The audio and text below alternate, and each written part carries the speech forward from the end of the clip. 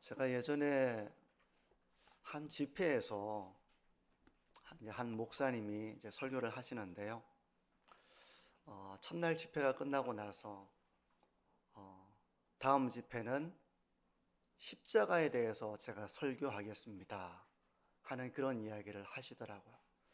그래서 이 성경에 나오는 십자가를 어떻게 설교하실까 하는 그런 기대하는 마음으로 제가 그 두 번째 집회에 참여했었습니다. 근데 설교가 시작이 되었는데 십자가에 대한 이야기는 나오지 않고 자기가 경험했던 고난, 어려움, 그 모든 순간들에 대한 자기 사역에 대한 고충들을 이야기를 하더라고요. 언제 십자가가 나오나 했는데 그냥 그렇게 설교가 끝나버렸습니다. 자기가 가장 어려운 순간에 하나님께 더 이상 못하겠습니다, 막 낙심이 되고 좌절이 되고 그 어려운 순간에 자기는 비로소 십자가를 알게 되었다는 그런 간증이었는데, 저는 이제 그 설교를 듣고 십자가에 대한 설교를 기대했는데 결국 이제 그 강사 목사님의 개인적인 사역의 어려움에 대한 간증으로 끝나서 제가 상당히 이제 아쉬웠던 이제 그런 경험이 있거든요. 십자가가 무엇일까? 성도님들은 십자가의 의미 어떻게 말씀하시겠습니까?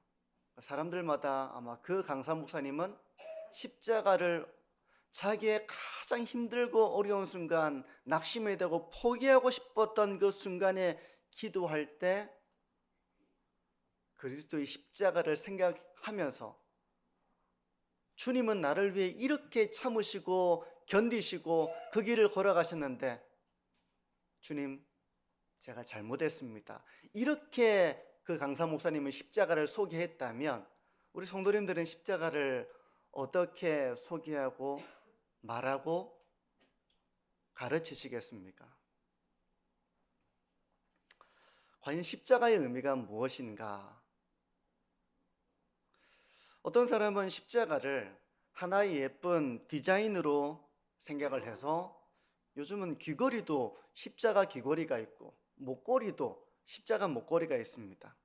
심지어 몸에 십자가 문신을 새기는 사람도 있습니다. 예쁘다는 것이죠. 십자가의 의미를 알고 그것을 지니고 있는지는 모르겠어요. 어쨌든 이 십자가가 하나의 액세서리 디자인으로서 많이 활용이 되고 있습니다. 그런가 하면 어떤 사람들은 십자가는 이제 교회 첨탑 위에 있는 십자가, 이 탈북인들도 우리나라 왔는데 밤에 십자가에 이 십자가 네온 사인, 그 십자가가 많다는 걸 보면 깜짝 놀랐다, 이제 이런 고백을 하기도 하는데요. 그래서 십자가는 곧 교회라고 이렇게 생각을 하는 사람도 있습니다. 아, 저기 교회 있구나, 저기도 교회가 있구나, 교회가 참 많구나, 십자가를 보면서 교회가 참 많다, 이렇게 교회로 생각을 하기도 합니다. 십자가의 의미가 우리에게 이 모호한 그런 의미로 점점 남는 것은 아닌가 하는 그 생각을 저는 해보았습니다. 우리 성도님들은 십자가가 어떤 의미가 있습니까? 성도님들에게 십자가는 어떤 의미가 있어서 십자가를 어떻게 전하시겠습니까? 저는 오늘 설교를 통해서 십자가에 대한 바른 고백을 우리가 마음에 새길 수 있기를 바라는데요. 제가 기도할 때도 그렇게 기도했지만 오늘 설교는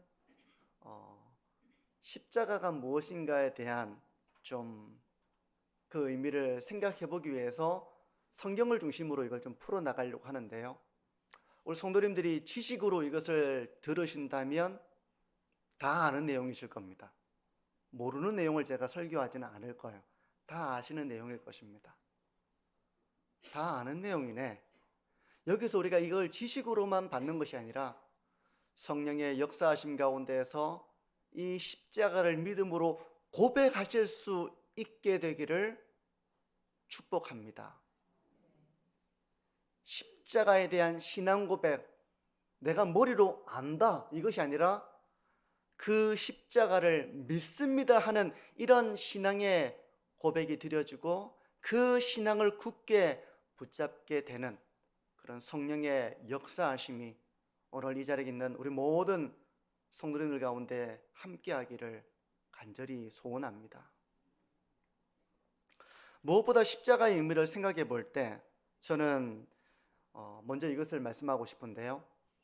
오늘날 사람들은 십자가를 하나의 액세서리 디자인으로 생각하는 사람들도 있지만 십자가는 이 고대 사회의 가장 무서운 형벌 중에 하나였다는 사실입니다. 오늘날 우리가 이제 가장 무서운 형벌 중에 하나로 생각해 본다면 어떤 걸 상징으로 떠올리겠습니까? 오늘날식으로 말하자면 사람을 이렇게 목매달아 죽이는 교수형 할 때 올가미가 내려오잖아요. 올가미 아시죠? 이렇게 올가미가 있고 그게 목에 탁 감기잖아요. 그런 올가미가 있는가 하면 또 고대 사회에는 이제 목을 쳐서 사람을 참수하는 그런 참수형을 할 때 단두대와 같은 것도 있습니다. 그러니까 이런 것들은 우리에게 어떤 감상적인 아름다움을 주는 그런 이미지는 아니에요. 올가미를 본다거나 단두대를 본다거나 하는 것은 우리에게 전혀 감상적인 아름다움, 이것을 뭐 몸에 이미지로 차고 다닌다거나 어떤 상징으로서 건물에 세워놓는다거나 하는 그런 일은 잘 없죠. 근데 십자가가 바로 그런 고대 형벌 중에 가장 무서운 형벌 중에 하나였다는 것입니다. 어떤 감상적이거나 미적인 아름다움을 지니고 있는 이미지가 아니라 당시 사람들에게는 가장 끔찍한 사형, 그 죽음을 상기시켜주는 이미지였다는 거예요. 십자가라고 하는 것은. 그래서 오늘 본문은 예수님께서 십자가에 죽으시기 전에 당하신 그 고난, 여기에 이제 초점을 두고 있는데요. 예수님은 곧바로 십자가에 매달린 것이 아니라 십자가에 매달리시기까지 일정한 그런 과정이 있었습니다. 고난과 그 모든 십자가에 이르는 일련의 과정이 있었던 거예요. 먼저 예수님은 채찍질을 당하셨습니다. 26절을 보십시오. 이에 바라바는 그들에게 놓아주고 예수는 채찍질하고 십자가에 못 박히게 넘겨주니라. 예수님은 채찍질을 당하셨습니다. 여러분, 채찍질은 어떤 형벌입니까? 채찍으로 맞는 거잖아요. 우리는 채찍을 본 적이 없고 뭐 기껏 해봤자 이제 말을 타는 기수가 작은 채찍을 가지고 이제 열심히 달리도록 말을 때릴 때 사용하는 그런 채찍 정도를 생각하는데요. 이 채찍질은 가벼운 형벌이 아니었습니다. 로마의 황제였던 네로가 폐위된 이후에 채찍질을 당할 거라는 말에 상당한 공포를 느꼈다고 하는 걸 보면 이 채찍질이 상당히 무서운 형벌이었다는 것입니다.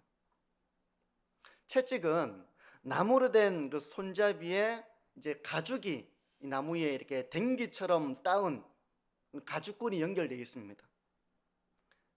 여러 개의 우리가 머리를 따잖아요. 세 갈래로 해서 따든 여러 갈래로 따는데 이 가죽으로 여러 갈래를 따서 그 뒤에는 이 여러 갈래가 나오는, 중간에는 따아 있고 나중에 뒤에는 여러 갈래로 채찍 가죽이 이렇게 분리되어 있는 그런 형태고요. 이 가죽 끝에는 뼈, 동물의 뼈, 납덩이, 이런 쇳덩어리가 달려 있어서 이걸 한번 내리치는 순간 이제 살점이 박히고 떨어져 나가는 그런 위력을 가지고 있었다고 합니다. 그래서 고대 문서를 보게 되면 채찍을 맞아가지고 안에 내장이 튀어나올 정도로 그렇게 위력적이었다고 해요. 이 채찍질을 맞고 나면 거의 정상적으로 이렇게 움직이지 못할 정도가 됩니다. 그래서 어떤 사람들은 차라리 이제 자기 가족이 이렇게 십자가형을 받을 때 십자가에 가기 전에 죽었으면 좋겠다. 차라리 이 모든 고통을 느끼지 말고 채찍을 맞다가 그냥 죽었으면 좋겠다 해서 돈을 주고 이렇게 십자가에 가기 전에 그냥 죽도록 부탁을 한 경우도 있다고 하거든요. 예수님이 이런 채찍을 맞으셨습니다. 그 채찍을 맞은 이후에 예수님은 고문과 조롱을 받으셨어요. 27절에서 30절까지 내용을 한번 보십시오. 이에 총독의 군병들이 예수를 데리고 관장 안으로 들어가서 온 군대를 그에게로 모으고 그의 옷을 벗기고 홍포를 입히며 가시관을 엮어 그 머리에 씌우고 갈대를 그 오른손에 들리고 그 앞에서 무릎을 꿇고 희롱하여 이르되 유대인의 왕이여 평안할지어다 하며 그에게 침 뱉고 갈대를 빼앗아 그의 머리를 치더라. 조롱이라고 하니까 이제 말로서 하는 조롱을 우리가 떠올릴 수 있지만 여기서 조롱은 정말 인간 이하의 대우를 하는 그런 존재로 취급하는 그런 조롱을 하는 것입니다. 옷을 벗기는 것입니다. 옷을 벗긴다는 것은 상당히 수치스러운 것이죠. 그리고 그 벌거벗은 몸에 홍포를 걸칩니다. 홍포는 말 그대로 붉은 천입니다. 보통은 옷 위에 걸치는 것으로서요, 이 홍포는 그 높은 신분을 상징합니다. 근데 이때 예수님이 걸친 홍포는 벌거벗은 몸에 입힌 것으로서 벌거벗은 몸에 또 채찍을 맞은 몸에 전혀 어울리지 않는 그런 모습이었을 것입니다. 보통 왕은 금과 보석으로 꾸며진 면류관을 썼다면 예수님은 가시로 만든 면류관을 씁니다. 피부는 진흙해지고 가시에 찔린 피부에서는 피가 흘러내리는 것이죠. 그리고 오른손에는 갈대는 영락없는 우스꽝스러운 모습이었을 것입니다. 그리고 사람들은 예수님을 향해 조롱하듯이 이 군인들은 무릎을 꿇고 유대인의 왕이여 하고 있지만 이것은 조롱의 의미일 뿐 진정한 경배 그런 의미가 아니었던 것이죠. 군인들은 예수님께 침을 뱉었습니다. 갈대를 빼앗아서 그 머리를 쳤습니다. 이렇게 일련의 희롱을 한 이후에 예수님은 십자가를 지고 골고다 언덕으로 오르셔야 했어요. 31절도 보십시오. 희롱을 다 한 후 홍포를 벗기고 도로 그의 옷을 입혀 십자가에 못 박으려고 끌고 나가니라. 그 자리에서 십자가에 못 박힌 것이 아니라 이제 십자가에 못 박기 위해서 이제 끌고 나가는 것입니다. 그 거리가 상당한 거리였습니다. 몇 킬로 정도 되었다고 보고 있거든요. 십자가의 무게가 얼마나 되었을까? 대략 많은 이제 전문가들이 보기에 20kg에서 한 50kg 정도 되는 그런 무게였을 것이라고 추정을 합니다. 아마 이제 십자가형이 한두 번 행해진 것이 아니라 오랜 세월 행해졌기 때문에 어떤 규격에 맞춰서 십자가 형태를 만들었다기보다는 그때그때 상황에 맞게 준비되어서 약간씩 달랐을 것입니다. 어느 시대 어느 지역에서는 한 20kg 십자가가 있는가 하면 또 어느 지역에서는 50kg 십자가가 이렇게 있기도 했을 거예요. 예수님 시대의 십자가는 대략 한 45kg 정도 되었을 것이라고 이렇게 말하기도 하는데요. 성한 사람이 지고 가기에도 상당히 무거운 그런 무게였을 것입니다. 우리가 20kg 쌀 2포대를 지고 있는 그런 느낌이라고 보시면 되겠죠. 그리고 이 십자가형이 이제 있을 때마다 새롭게 십자가가 만들어졌다기보다는 당시에는 목재값이 비싸서 십자가가 재활용되었다고 합니다. 그러니까 십자가는 이미 많은 사람의 피와 땀이 배어 있었던 것이죠. 예수님은 그 십자가를 지고 몇 킬로미터를 걸어서 형장으로 이제 올라가시는 것입니다. 성도님들 아시다시피 예수님은 이미 기진맥진한 상황이었기 때문에 십자가를 끝까지 지고 가실 수가 없었습니다. 그래서 구레네 사람 시몬이 그 십자가를 억지로 지고 가야만 했던 것이죠. 드디어 예수님은 형 집행 장소인 골고다 언덕으로 가셔서 십자가에 못이 박힙니다. 십자가에 온몸을 단단히 고정시키기 위한 장치죠. 이 십자가가 대략 12cm에서 18cm 정도 되었다고 하거든요. 대못입니다. 그 대못이 손과 발에 박히게 되는 것입니다. 살점을 파고들어서 뼈를 관통할 때 예수님도 사람이셨기 때문에 비명을 지르지 않고는 견디기가 어려우셨을 것입니다. 반사적으로 몸을 이렇게 뒤틀면서 그 고통을 견디셔야 했을 것입니다. 그리고 그렇게 못 박힌 손과 발을 고정시키고 이제 십자가를 세우기 위해 바닥에 파놓은 그 구덩이에다가 십자가를 세우는 것이죠. 십자가를 세우면 이제 못 박힌 손과 발의 몸의 하중이 이렇게 쏠리면서 고통이 상당히 가중이 되었을 것입니다. 그런데 십자가의 큰 고통은 못 박힌 손과 발보다 진짜 고통은 다른 곳에 있었다고 합니다. 어떤 고통인지 아십니까? 그럼 바로 이제 질식의 고통인데요. 숨을 쉬기가 어려웠던 거예요. 웨인 그루덤의 설명을 한번 들어보십시오. 십자가의 처형을 당하는 죄수는 질식에 의해서 아주 서서히 죽음을 당하게 됩니다. 죄수의 팔을 펴서 십자가 위에 못을 박았을 때 그 팔이 그 몸의 모든 중력을 감당해야 합니다. 이때 폐는 위쪽과 바깥쪽으로 밀려나서 죄수는 숨을 내쉬기가 어려워지게 됩니다. 죄수는 산소가 부족해서 견딜 수 없어지면 발로 자신의 몸을 위로 밀어 올려서 폐가 좀 더 정상적으로 수축되도록 합니다. 이렇게 해서 죄수는 질식을 면할 수는 있지만 몸의 무게를 발에 박힌 못에 실어야 하고 팔꿈치를 굽혀 힘을 줄 때 팔목에 박힌 못을 위로 끌어올리게 되기 때문에 그 고통은 말로 다할 수 없게 됩니다. 십자가에 당하시기까지, 십자가에서 매달려 죽으시기까지 그 고난과 그 과정에 대한 묘사였습니다. 제가 이 묘사를 하게 된 이유는 두 가지인데요. 첫 번째는 우리가 십자가 하면 너무 막연하게 십자가에 못 박혔다라는 정도로 단순화시켜서 생각하는 경우가 좀 많기 때문에 이 과정을 좀 더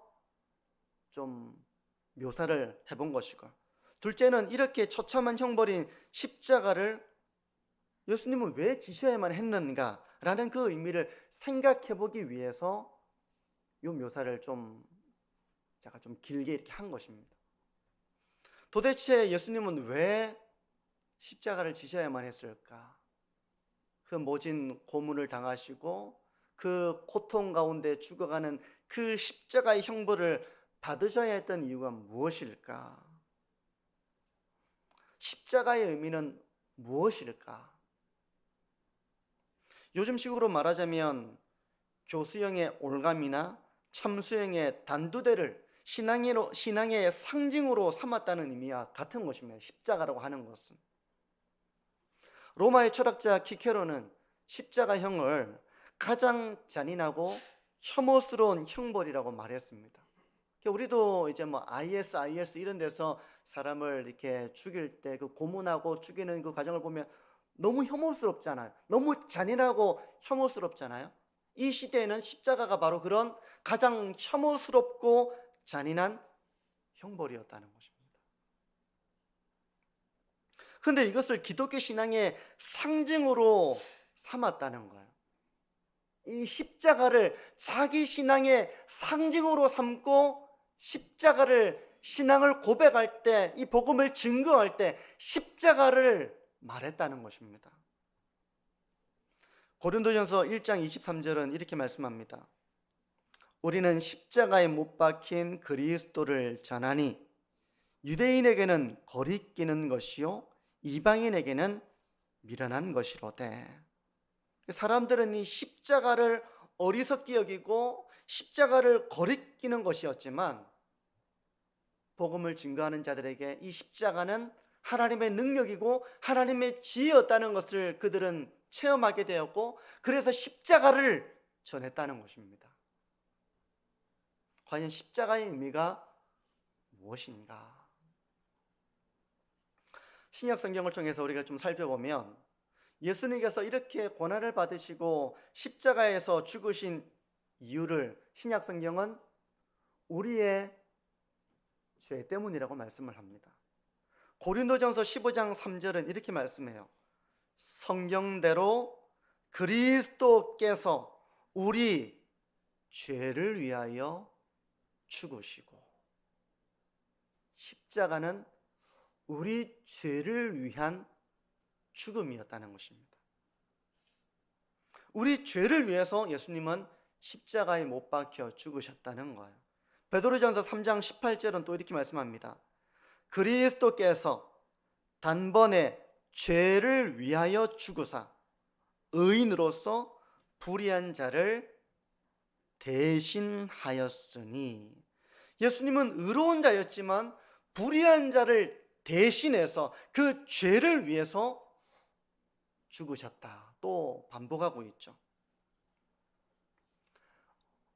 우리를 위해서, 우리의 죄를 위해서, 우리가 갚아야 할 죄값을 대신해서 의로우신 예수님께서 십자가에서 단번에 죽으셨다고 말씀하고 있습니다. 그래서 이것을 신학적으로 예수님의 죽음을 어떤 죽음인가? 우리는 모두 죽잖아요. 근데 그 죽음의 의미를 신학적으로 뭐라고 말하는가 하면 대속적 죽음이다. 죄값을 대신 치르는 죽음, 이렇게 해서 대속적 죽음이라고 말하는 것입니다. 십자가는 바로 우리의 죄를 대신해서 예수님께서 받으신 형벌이며 저주였다는 것입니다. 이런 신약 성경의 가르침을 뒷받침해 주는 것이 바로 구약 성경입니다. 구약 성경은 오실 그리스도에 대한 말씀이고, 신약 성경은 오신 그리스도 그리고 다시 오실 그리스도에 대한 말씀이라는 것은 성경을 그리스도 중심적으로 표현한 아주 합당한 그런 말입니다. 그러니 구약 성경은 그리스도에 대한 말씀이라고 해도 과언이 아니죠. 예수님도 이 사실을 누누이 강조를 하셨는데요, 그 중에 하나인 요한복음 5장 39절은 이렇게 말씀합니다. 너희가 성경에서 영생을 얻는 줄 생각하고 성경을 연구하거니와 이 성경이 곧 내게 대하여 증언하는 것이니라. 그러니까 신약 성경이 기록되기 전 예수님께서 활동하던 그 당시의 성경은 바로 구약 성경을 말하는 것이죠. 근데 이 성경이 바로 내게 대하여 증언하는 것이다 라고 주님은 말씀하셨습니다. 무엇보다 이 대속적인 죽음은 구약에서도 나타나고 있는 사실이에요. 구약 성경은 이 대속적인 죽음에 대해서 말씀하고 있습니다. 구약의 대속죄일에는 두 마리의 흠없는 염소가 선택이 되는데요, 그중 한 마리는 속죄를 위한 제물이었습니다. 십자가 사랑과 죽음이라는 이 책의 저자의 말을 제가 좀 인용을 하는데요, 한번 들어보십시오. 첫 번째 염소는 속죄 제물이었습니다. 대제사장은 이 무죄한 염소를 잡았고, 이는 많은 죄로 무서운 피의 죽임을 당해야 마땅한 죄인들을 위한 대속제물의 역할을 했습니다. 그 염소는 죄를 짊어지는 순간 더 이상 무죄하지 않았습니다. 이렇게 해서 이스라엘 백성의 모든 허물과 죄에서 비롯된 더러움에서 깨끗하게 되었고, 하나님의 공의롭고 거룩한 진노도 풀어졌습니다. 그러니까 이미 구약시대에 죄의 값은, 죄의 삭은 사망이라고 한 것처럼 죄를 지으면 죽어야 되는 것이죠. 근데 대신해서 이 흠없는 죄물이 죽음을 당하는 대속적 죽음에 대한 이런 말씀이 이미 구약 성경에 있다는 것입니다. 대속죄일에 죽임을 당한 이 염소뿐만 아니라 유월절에 죽임을 당한 어린 양도 마찬가지예요. 대속적 죽음을 가지고 있는 것입니다. 유월절은 하나님의 백성들의 집에 있는 장자에게 사망이 찾아오지 않고 그 재앙이 넘어가도록 이스라엘 백성들에게 주신 절기인데요, 어린 양의 피를 죽여서 그 피를 문선주에 발랐던 그 절기를 말하는 것입니다. 유월이라고 하는 것은 넘어가다는 의미예요. 하나님이 그 죄에 대해서 공의로운 진노를 내리지 않고 넘어가게 한다는 그런 의미입니다. 출애굽기 12장 12절과 13절은 이렇게 말씀하는데요, 내가 그 밤에 애굽 땅에 두루다니며 사람이나 짐승을 막론하고 애굽 땅에 있는 모든 처음 난 것을 다 치고 애굽의 모든 신을 내가 심판하리라. 나는 여호와라. 내가 애굽 땅을 칠 때 그 피가 너희가 사는 집에 있어서 너희를 위하여 표적이 될지라. 내가 피를 볼 때 너희를 넘어가리니 재앙이 너희에게 내려 멸하지 아니하리라. 유월절 어린 양의 죽음으로 인해서 그 가정은 죄에 대한 하나님의 진노를 피할 수 있었다는 것입니다. 그런 점에서 예수님의 죽음 역시 유월절 어린 양으로서 죽음과 그 본질에서는 다르지 않은 거예요. 예수님의 죽음을 통해 우리의 모든 죄가 없어지기 때문에 그런 것입니다. 그런 점에서 예수님은 세상 죄를 지고 가는 하나님의 어린 양이었어요.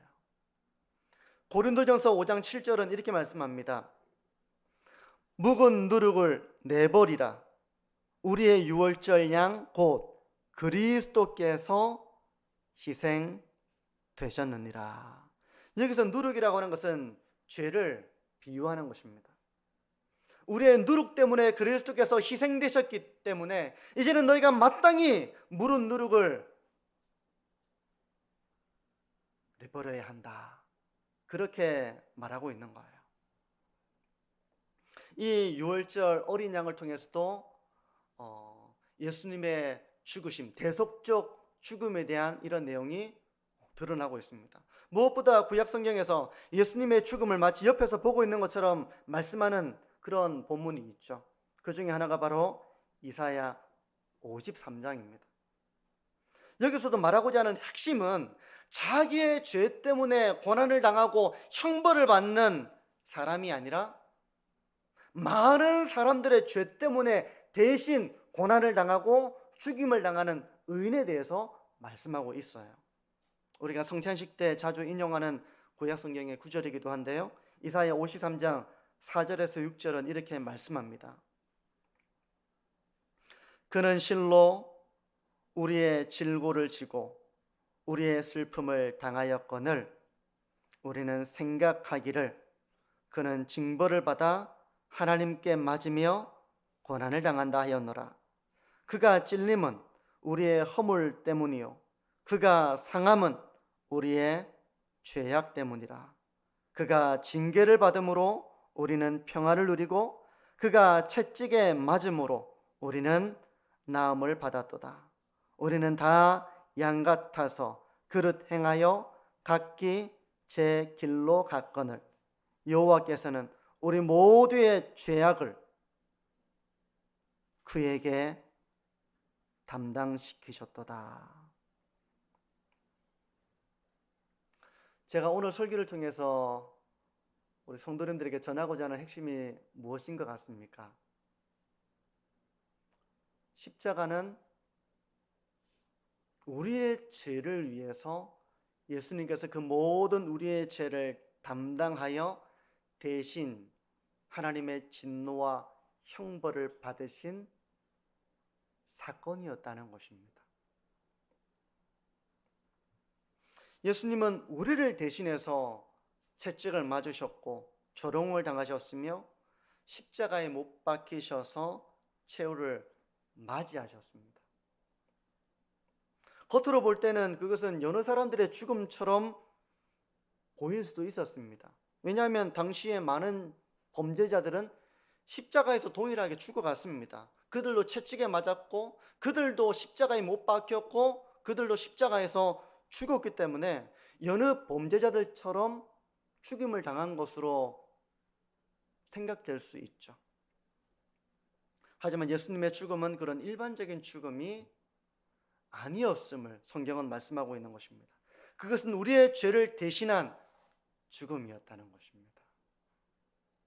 우리의 누룩을 제거하기 위해서 예수님은 피를 흘리셨고 우리의 죄를 사하기 위한 제물로서 대신 예수님은 죽으신 것이었습니다. 예수님은 우리의 모든 죄악을 담당하고 고난을 받으시고 십자가에서 저주를 받으신 거였습니다. 이것이 바로 우리가 고백하는 십자가에 담겨 있는 우리의 신앙이에요.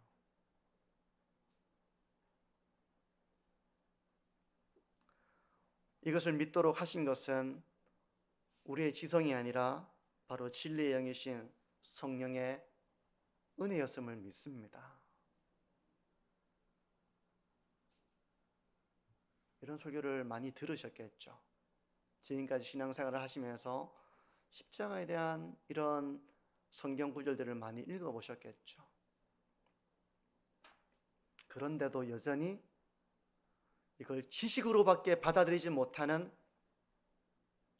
사람도 얼마든지 있을 수 있습니다. 근데 성경은 이 십자가가 바로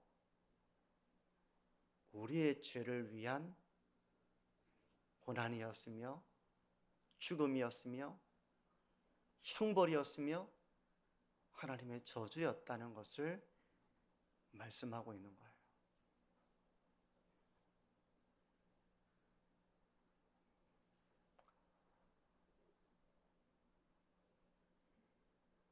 우리는 십자가를 이 복음의 말씀을 듣고 믿기 전까지는 십자가와 무관한 삶을 우리 모두가 살아왔습니다. 죄 가운데 있지만 그 죄의 끔찍함을 알지 못하고 죄의 종되어 살아왔지만 그것이 큰 잘못인지 알지 못했습니다. 마치 쾌락에 빠져 있는 사람이 그 당장의 쾌락을 누리며 살아가는 것을 인생의 낙으로 여기는 것처럼 우리는 그런 죄의 종으로 비참함 가운데 있었지만 그걸 알지 못했습니다. 우리가 죄인인 것을 깨닫지 못했습니다. 그런데 우리는 십자가의 복음을 통해서 우리가 죄인이라는 것을 성령께서는 깨우쳐 주셨습니다. 내가 죄인이며 하나님을 반역하던 자이며 죄 가운데 살던 자이며 그것을 얼마나 비참한 삶인지 깨닫지 못한 가운데 우리는 살아가는 그런 자였다는 것이죠. 하지만 이 십자가가 바로 그런 우리의 죄를 대신해서 당하신 하나님의 진노였으며 형벌이었으며 하나님의 저주였다는 사실을 성령께서는 깨닫게 해주신 것입니다.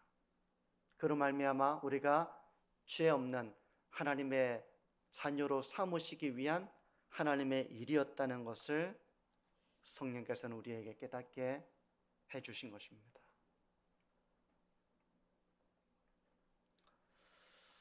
오늘 설교는 여기까지입니다. 오늘은 이제 종료주일이라고도 부르고요, 고난주일이라고도 부르는데 우리는 이제 이번 한 주 동안을 고난주간으로 예수님의 죽으심에 대해서 더 묵상할 것입니다. 예수님이 무엇 때문에 이런 죽음을 당하셔야만 했는가를 우리는 한 주간 새벽기도 가운데 이것을 묵상해 보려고 합니다. 우리가 예수님의 십자가를 생각할 때 우리가 가져야 될 생각은 예수님이 참 불쌍하다, 얼마나 아프셨을까, 그런 불쌍히 여기는 마음으로 십자가를 바라보는 것이 아닙니다. 우리가 십자가를 묵상할 때 가져야 될 생각은 예수님께서 십자가에 죽으심으로 우리의 모든 죄값을 대신 치르셨다는 사실입니다. 그런 예수님의 은혜와 공로를 우리가 기억하고 감사하고 찬양하는 참된 예배자가 되는 것이 바로 십자가를 묵상할 때마다 우리가 하나님 앞에 서야 될 모습이 바로 그런 것입니다.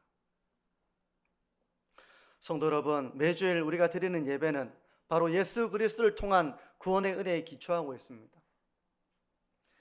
성도 여러분, 교회를 다니고 신앙생활을 하고 있음에도 불구하고 십자가를 부끄러워하는 그런 모습은 없습니까? 내가 그냥 고상하게 교회 다니는 것은 괜찮지만 십자가에 대해서 말하는 것은 이건 뭐 미쳤다고 생각하지 않을까? 그런 마음 때문에 믿지 않는 사람들 가운데에서 십자가를 부끄러워하거나 신앙을 나타내는 것을 주저하거나 하는 그런 모습은 없었습니까? 하지만 하나님의 사람들은 십자가를 부끄러워하지 않고 도리어 십자가를 자랑했습니다. 십자가를 통해서 나를 구원하신 그 하나님의 사랑과 은혜를 기뻐하며 십자가를 전했던 것입니다. 그리고 십자가의 원수로 살아가는 것을 경계했습니다. 몸에 십자가를 지니고 있지만 삶은 십자가의 원수와 같이 살아가는 그런 삶, 십자가를 안다고 말하고 있지만 십자가의 원수로 행하는 이런 육신적인 삶을 경계하며 십자가를 자랑하고 주님을 닮아가는 이런 신앙의 길을 걸어갔던 거예요. 사랑하는 성도 여러분, 우리가 십자가를 묵상할 때마다 그 의미를 깊이 생각할 때 성령께서 이 우리의 묵상 가운데서 그 진리를 우리가 굳건히 붙잡고 그 진리를 깨닫게 하시는 성령의 역사함 가운데서 회개가 일어나고 십자가를 부끄러워하지 않고 십자가를 자랑하고 십자가의 원수로 살아가는 것을 미워하고 십자가의 은혜를 찬송하는 이러한 참된 경건한 예배자로서 하나님 앞에 온전하게 서게 되는 저와 우리 모든 성도님들이